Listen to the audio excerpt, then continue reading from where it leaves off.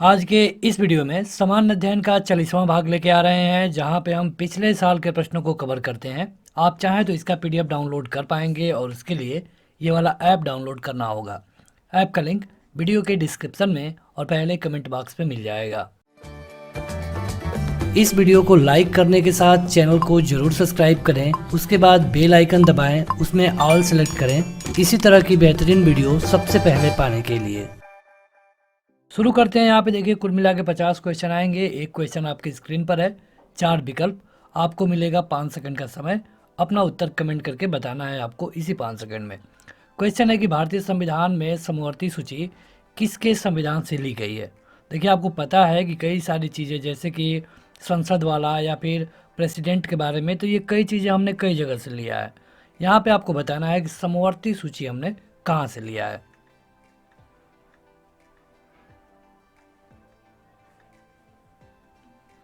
देखिए जब संविधान बना तो 3 सूचियाँ बनी थी, हालांकि आज भी 3 ही सूचियाँ हैं। एक है राज्य के लिए, इनमें जो जो मुद्दे रखे गए हैं उस पर कानून केवल और केवल राज्य बनाएगा।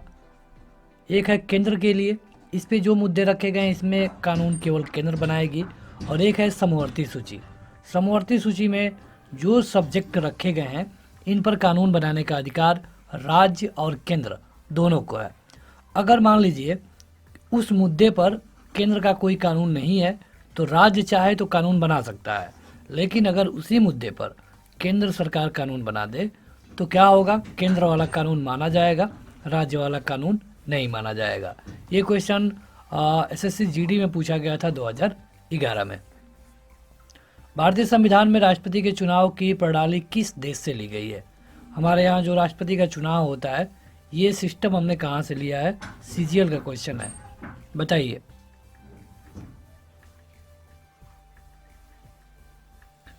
ये लिया गया है आयरलैंड से। जैसे हमारे यहाँ अगर आप आयरलैंड वाली सिस्टम को देखते हैं, राष्ट्रपति के चुनाव में एक राज्यसभा, लोकसभा और इसके अलावा विधायक, ये तीनों मिल करके राष्ट्रपति का चुनाव करते हैं। अगला है कि भारत में सरकार की संसदीय प्रणाली इसलिए है क्योंकि, क्यों हम कहते हैं कि ये संसदीय सिस्टम है।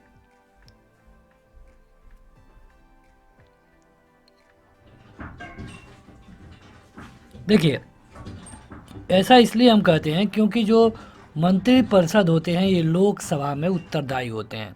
अगर कोई मंत्री है तो उसको लोकसभा के प्रति जवाबदेह होना होगा, मतलब कि लोकसभा के कोई भी मेंबर उनसे सवाल पूछ सकते हैं। ये हमने जो संसदीय वाला सिस्टम हमने कहाँ से लिया है, ये हमने लिया है लंदन से। ये क्वेश्चन देखिए दिल्ली पुलिस में पूछा गया था, सब इंस्पेक्टर में। भारत के संविधान में संघीय शब्द का प्रयोग कहाँ पर हुआ है। संघीय, इसका प्रयोग कहाँ पे हुआ है आपको बताना है।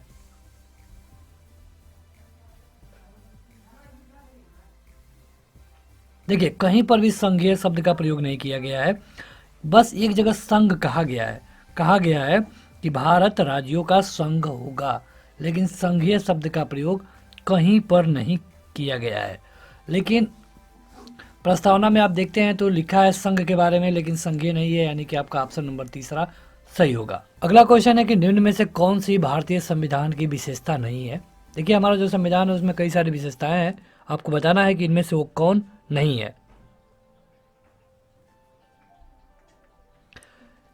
सरकार का अध्यक्षात्मक रूप, मतलब सरकार एक अध्यक्ष के रूप में काम नहीं कर सकती है। यहाँ की सरकार को जवाब देना पड़ता है लोकसभा में, तो इसके लिए तीसरा ऑप्शन सही होगा। एसएससी 10+2 2012 में ये क्वेश्चन पूछा गया था। भारतीय संविधान कैसा है बताइए।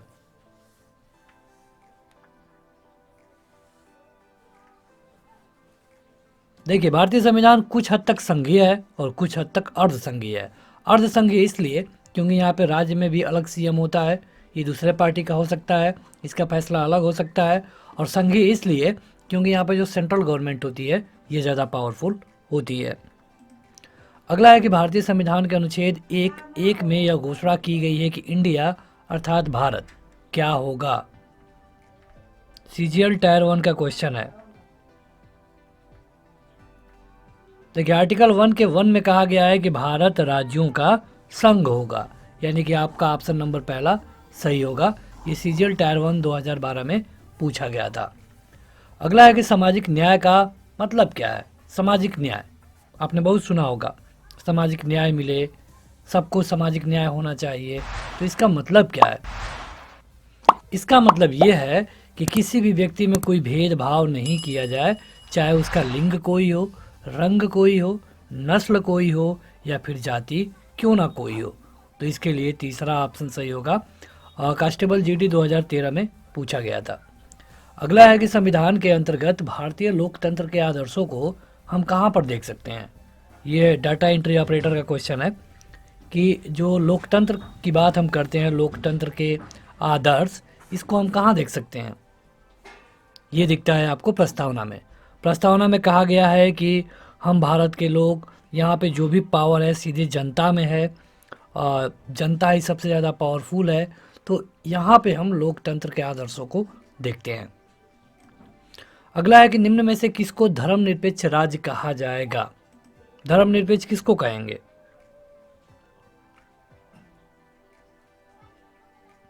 देखिए, धर्मनिरपेक्ष का ये मतलब है कि उसके लिए कोई धर्म नहीं है, चाहे हिंदू हो, मुस्लिम हो, सिख हो, ईसाई हो, इसके आधार पे अगर भेदभाव नहीं हो रहा है तो आप कह सकते हैं कि यह एक धर्मनिरपेक्ष राज्य है।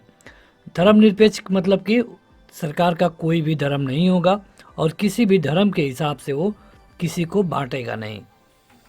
अगला है कि विधि का शासन, इसकी संकल्पना कहाँ की संवैधानिक प्रणाली से की गई है। विधि की संकल्पना हमने कहाँ से ली, विधि का शासन हमने कहाँ से लिया है, यह आपको बताना है इस क्वेश्चन में।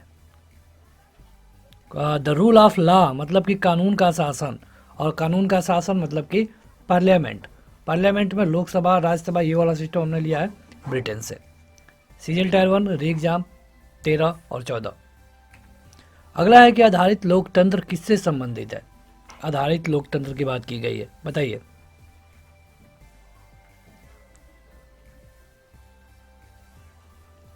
देखिए, लोकतंत्र का मतलब ये होता है कि जहाँ पे शक्तियाँ हस्तांतरित की जाए, उनका विकेंद्रीकरण भी हो और वहाँ पे पंचायती राज सिस्टम भी काम करे। यानी कि ये तीनों सही है। आपका उत्तर होगा ऑप्शन नंबर चौथा। ये दिल्ली पुलिस 2014 में पूछा गया था।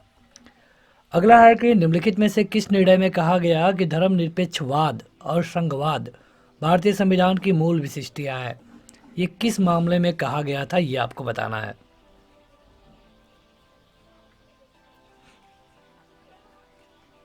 ये था मामला S R Bommai. S R Bommai जो कि 1994 में मामला आया था। इसमें एक न्यायमूर्ति थे सावंत और एक कुलदीप सिंह। इन्होंने कहा, ये बात इन्होंने कहा कि धर्मनिरपेक्षवाद और संघवाद ये भारतीय मूल की दो विशेषताएं हैं। तो यह है एस आर बॉम्बई मामला, 1994 में इसका फैसला आया था, 2014 में पूछा गया है। अगला है कि सार्वभौमिक वयस्क मताधिकार दर्शाता है कि भारत एक ऐसा देश है जो कि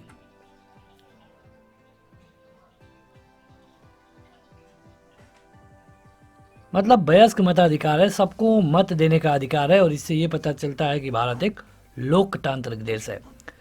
SSC CHSL 10+2 2014 में ये क्वेश्चन पूछा गया था। अगला है कि एक तंत्र का क्या मतलब है। राजतंत्र तो आप जानते हैं, एक तंत्र मतलब क्या है। एक तंत्र मतलब कि एक व्यक्ति का राज्य, और जब एक व्यक्ति का राज्य होगा तो हो सकता है कि वो निरंकुश हो, और जब वो निरंकुश हो जाएगा तो उसे हम कहेंगे एक तंत्र। राजा के द्वारा राजतंत्र होता है, जनप्रतिनिधियों के द्वारा लोकतंत्र होता है। ठीक है, तो आपका उत्तर होगा ऑप्शन नंबर तीसरा। CGL टायर 1 में ये क्वेश्चन पूछा गया था 2015 में। संवैधानिक राजसी का मतलब क्या है। संवैधानिक राजसी,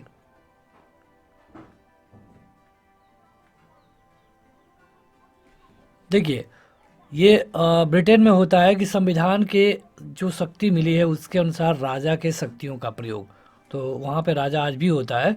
तो राजसी मतलब कि राजा, और संवैधानिक मतलब कि संविधान को मानने वाला राजा। तो इसके लिए ऑप्शन नंबर तीसरा सही होगा। CGL टायर 1 2015 में क्वेश्चन पूछा गया था। लोकप्रिय प्रभुसत्ता क्या मतलब है इसका। लोकप्रिय प्रभुसत्ता, देखिए, लोकप्रिय प्रभुसत्ता का मतलब ये है कि सरकार की सत्ता जनता के द्वारा स्थापित की जाएगी, जो कि पूर्ण राजनीतिक शक्ति के स्रोत हैं। तो इसके लिए होगा जनता का प्रभुत्व। CGL tyre 1 2015। देखिए, अगर अभी तक आपने इस वीडियो को शेयर नहीं किया है तो इसे शेयर कर दीजिए ताकि और भी लोग जुड़े और आप इसका पीडीएफ डाउनलोड कर पाएंगे। ये जो क्वेश्चन हम करा रहे हैं आपके किसी भी वनडे एग्ज़ाम के लिए फ़ायदेमंद होगा, तो ज़रूरी है कि आप अपना उत्तर कमेंट करके बताते रहें। वीडियो ख़त्म होते होते आपको आपका रिजल्ट मिल जाएगा। अगला है कि किस तंत्र में कुछ लोग अधिक लोगों पर शासन करते हैं, बताइए।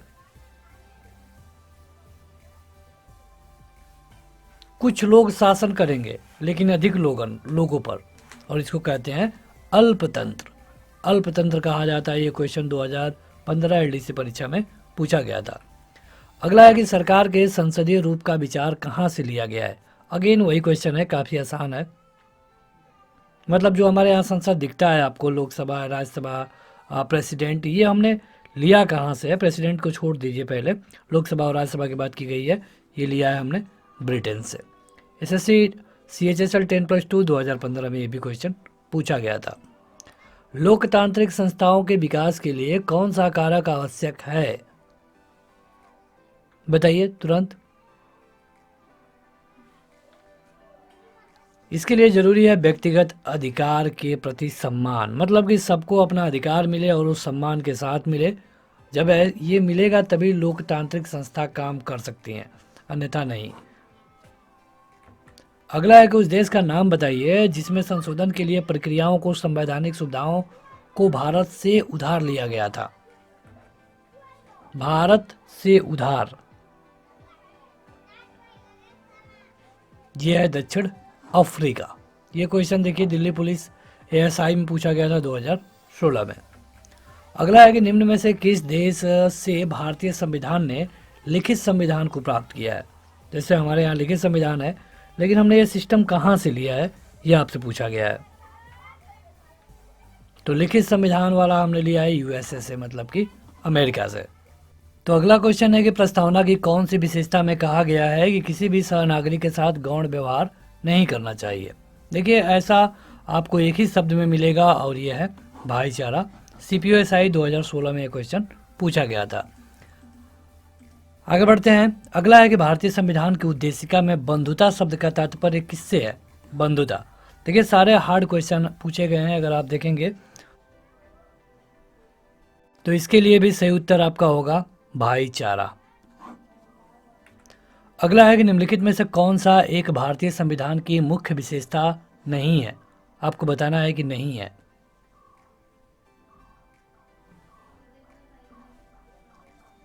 देखिए, यहाँ पे जो विशेषता है ये अर्ध संघीय और संघीय है। शक्ति का पृथक्करण भी होता है और मौलिक अधिकार भी है। यानी कि 3 तो सही हो गया, चौथा ही गलत होगा।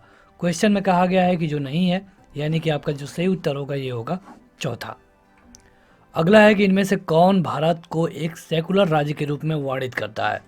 ये क्वेश्चन JEE सिविल में पूछा गया था 2018 में। सेकुलर राज्य के बारे में क्या बताता है। प्रस्तावना में ही कहा गया है कि हम भारत के लोग, we the people of India. अगला है कि भारतीय संविधान की प्रस्तावना में उल्लेखित न्याय को किस रूप में स्वीकारा गया है। इसमें आपको न्याय मिलता है, न्याय के बारे में, तो इसको किस रूप में स्वीकारा गया है ये आपको बताना है। राजनीतिक न्याय बिल्कुल मिलना चाहिए, आर्थिक न्याय भी और सामाजिक न्याय भी, यानी कि सही उत्तर होगा ऑप्शन नंबर चौथा। अगला है कि निम्नलिखित में से कौन लोकतंत्र के पक्ष में एक अच्छा तर्क नहीं है। पहला है कि लोकतंत्र नागरिकों के गौरव को बढ़ाता है, लोकतंत्र दूसरे से अधिक समृद्ध, लोकतंत्र विवाद को बेहतर तरीके से सुलझाता है। अब आप बताइए कि इनमें से कौन सही है। यहाँ पे देखिएगा कि सही नहीं है, तो यहाँ पे अगर आप पहले वाले को देखेंगे तो ये बिल्कुल सही है। लोकतंत्र दूसरे से अधिक समृद्ध बनाता है, ये बिल्कुल गलत है। लोकतंत्र विवाद को बेहतर तरीके से सुलझाता है, ये सही है। अब क्वेश्चन में कहा गया था कि नहीं है, यानी कि जो गलत होगा वही सही होगा, और ये है केवल सेकंड वाले में, यानी कि ऑप्शन नंबर तीसरा सही होगा। आगे बढ़ते हैं, उससे पहले आप इस वीडियो को जरूर लाइक करिए। इस तरह के क्वेश्चन आपके परीक्षा में रिपीट हो सकते हैं। क्वेश्चन है कि एक सरकार संवैधानिक कानूनों तथा नागरिक अधिकारों द्वारा खींची सीमाओं के भीतर ही काम करती है। कैसी सरकार? कैसी सरकार जो इन सीमाओं के भीतर काम करती है, यह आपसे पूछा गया है। ये होती है लोकतांत्रिक। लोकतांत्रिक शासन में क्या होता है कि जो संविधान बताया गया है आपको उसी के हिसाब से काम करना पड़ता है। अगला है कि किस प्रकार की सरकार में शासकों का चुनाव लोग करते हैं? किस प्रकार की सरकार में? तो यह है लोकतांत्रिक। लोकतांत्रिक सरकार में लोग सरकार को चुनते हैं। अगला है, यहाँ पे फिल इन द ब्लैंक है, एक संस्थागत प्रणाली है जो दो प्रकार की राजनीतिक व्यवस्थाओं को समाहित करती है, एक प्रांतीय स्तर पे तथा दूसरी केंद्रीय स्तर पे। अब बताइए कि इनमें से क्या शब्द यहाँ भरा जाएगा? बताइए। यह है संघवाद। यहाँ पे हम 3-4 सेकंड आपको दे रहे हैं ताकि अगर आप अपना उत्तर बताना चाहें तो बता सकते हैं। अगला है कि भारतीय संविधान में आपात उपबंध कहाँ से लिया गया है? आपातकाल के बारे में आपने सुना होगा, संविधान में 3 है, तो हमने ये आपात उपबंध कहाँ से लिया है ये आपको बताना है। सबसे पहले ये जर्मनी से लिया गया था और अब हमने संविधान में इसको भारत सरकार अधिनियम 1935 से लिया है। ठीक है, 1935 से, क्योंकि जब संविधान बनाया जा रहा था तो 1935 के कानून में ये ऑलरेडी था, तो इसको हमने ऐड कर लिया। अगला है कि भारतीय संविधान में कितने भाग हैं? कितने भाग हैं?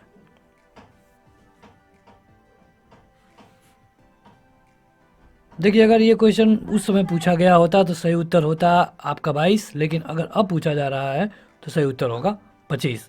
उस समय 22 भाग थे, 395 अनुच्छेद थे और 8 अनुसूचियां थी, लेकिन इस समय कुल मिला के 25 भाग है। अगला है कि किस प्रकार की सरकार में सरकार को अपने निर्णय एवं उठाए गए कदमों के आधार लोगों को बताना होता है। सारे क्वेश्चन आसान है, एमटीएस में पूछा गया था ये। तो ये है लोकतांत्रिक सरकार। लोकतांत्रिक सरकार में सरकार को पब्लिक को बताना पड़ता है। अगला है कि भारतीय संविधान में याचिकाएं और द्विसदनीय पद्धति किस देश के संविधान से प्रेरित है? हमारे यहाँ द्विसदन वाला सिस्टम हमने कहाँ से लिया है? ये पूछा जा सकता था कि हमने संसद वाला सिस्टम कहाँ से लिया है, तो ये सब हमने लिया है कहाँ से? यूके यानी कि ब्रिटेन से। ये 2019 में पूछा गया था जीडी में। भारतीय संविधान में अवशिष्ट शक्तियाँ का विचार संविधान में लिया गया है कहाँ से? देखिए, अवशिष्ट शक्तियाँ मतलब कि जिन शक्तियों के बारे में, जिन शक्तियों को किसी को पावर नहीं दिया गया है, अगर उस तरह कोई मामला आता है तो ये पावर मिलेगा हमेशा और हमेशा सेंट्रल गवर्नमेंट को। तो ये हमने कहाँ बात की है? ये हमने लिया है कनाडा से। कनाडा के संविधान से हमें ये होता है कि हमारा सेंट्रल गवर्नमेंट पावरफुल हो। सीजीएल टायर 1 2019 में ये पूछा गया है। अगला है कि भारतीय संविधान के निर्माताओं ने स्वतंत्रता, समता, बंधुता के सिद्धांतों को कहाँ से लिया है?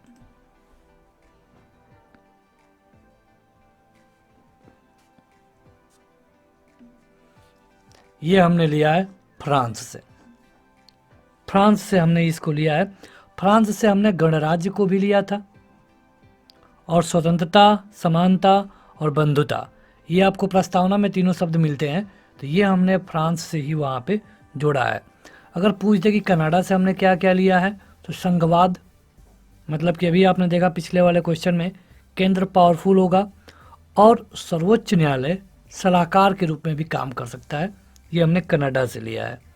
ब्रिटेन से संसद वाला सिस्टम, जैसे कि संसद, विधायी प्रक्रिया, एकल नागरिकता, कैबिनेट, परमादेश, ये सारे हमने ब्रिटेन से लिया है। आयरलैंड से हमने क्या लिया है? राज्य का नीति निर्देशक तत्व। इसके अलावा राष्ट्रपति के चुनाव की विधि और राष्ट्रपति राज्यसभा में 12 लोगों को मनोनीत करता है, ये भी हमने कहाँ से लिया है? आयरलैंड से ही।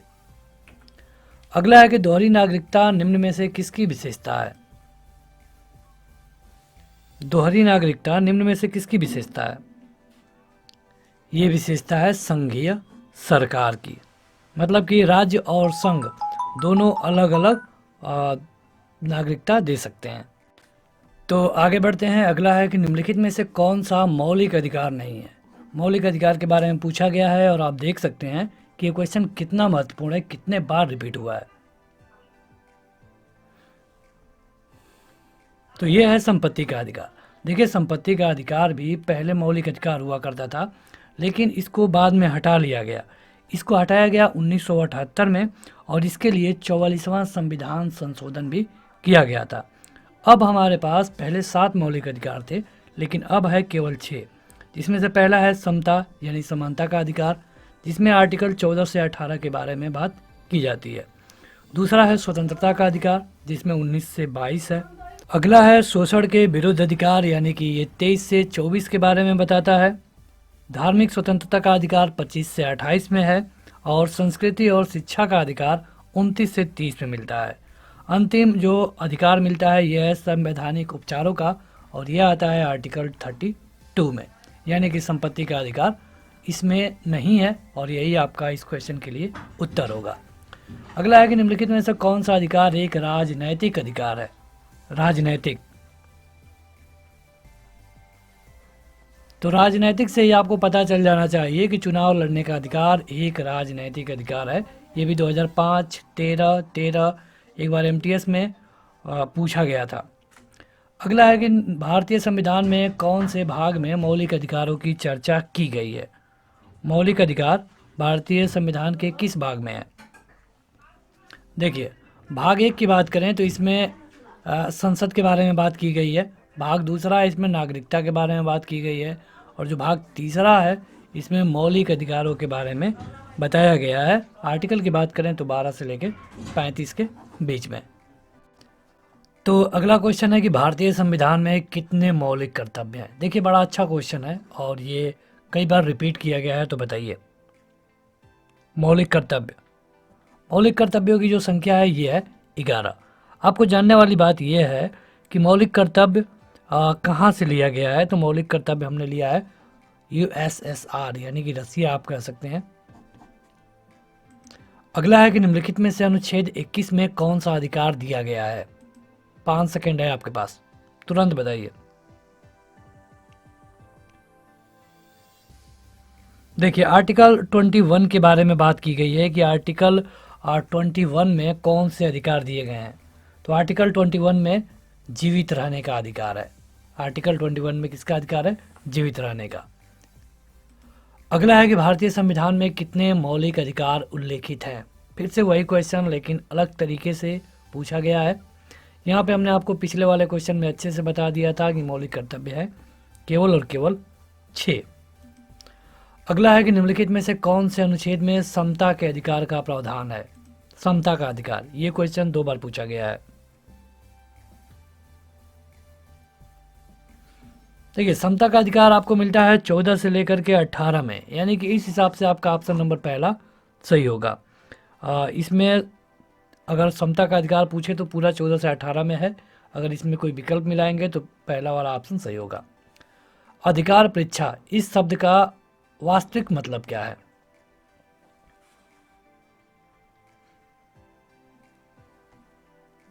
देखिए, वैसे तो आप देखेंगे तो यह एक लैटिन शब्द है, और लैटिन शब्द है तो जाहिर सी बात है कि इसका अर्थ अगर आप हिंदी में निकालेंगे तो नहीं निकलेगा। ये तब यूज किया जाता है जब कोई व्यक्ति किसी पदाधिकारी के रूप में काम करने लगता है, लेकिन वो वास्तव में उस लायक है नहीं, तब कोर्ट के पास कोर्ट आर्डर दे सकती है इसी अधिकार के तहत उनसे उनके अधिकार को पूछने के लिए कि बताइए कि आप किस अधिकार से इस पद पे बैठे हैं। मूल अधिकारों से संबंधित मामला निम्नलिखित में से कौन सा है। ये 4 मामले हैं जो कि हाई प्रोफाइल मामले हैं पूरे देश के। इनमें से है गोलकनाथ बनाम पंजाब राज्य, ये सही होगा क्योंकि 1976 में ये मामला आया था। ये एक मौलिक अधिकारों से रिलेटेड मामला था। मौलिक अधिकार को हमने कहाँ से लिया है? यूएसए, मतलब कि अमेरिका से। देखिए, अगर अभी तक आपने इस वीडियो को लाइक नहीं किया है तो लाइक ज़रूर कर दें और आप पीडीएफ डाउनलोड करें, लिंक वीडियो के डिस्क्रिप्शन में मिल जाएगा। शिक्षा का अधिकार एक मौलिक अधिकार बन गया कब? बाद में बनाया गया, लेकिन कब?